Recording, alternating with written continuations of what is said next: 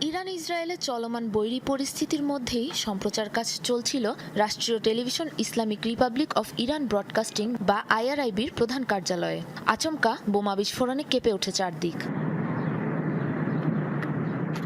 সোমবার পাল্টাপাল্টি সংঘাতের জেরে ইরানের রাষ্ট্রীয় টেলিভিশন সংস্থা আইআরআইবিতে মিসাইল হামলা চালায় ইসরায়েল। কয়েক দফায় বেজে ওঠে সতর্কতামূলক সাইরেন। এর কিছু সময় পরই বিপর্যয় নেমে আসে তেহরানে।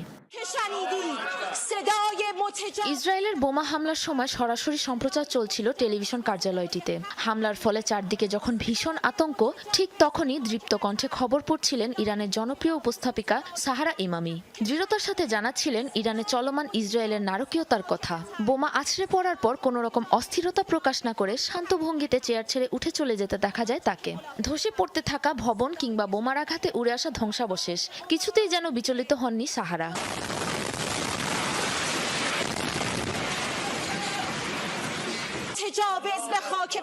এই যে শব্দ শুনছেন, এটা আমাদের মাতৃভূমির ওপর আগ্রাসন চালানোর শব্দ, সত্য ও ন্যায় বিচারকে দমিয়ে রাখার শব্দ। আপনারা যা দেখতে পাচ্ছেন, শুনতে পাচ্ছেন, তার কারণ এই মুহূর্তে স্টুডিওতে আছড়ে পড়া বোমার আঘাতে হচ্ছে। এর অল্প কিছুক্ষণ পরই আবারও শুরু হয় আইআরআইবির সম্প্রচার। আবারও টেলিভিশনের পর্দায় দেখা যায় উপস্থাপিকা সাহারা ইমামিকে। কয়েক মুহূর্ত আগের ভয়াবহ বোমা হামলা একটুও আতঙ্ক সৃষ্টি করতে পারেনি তার মনে।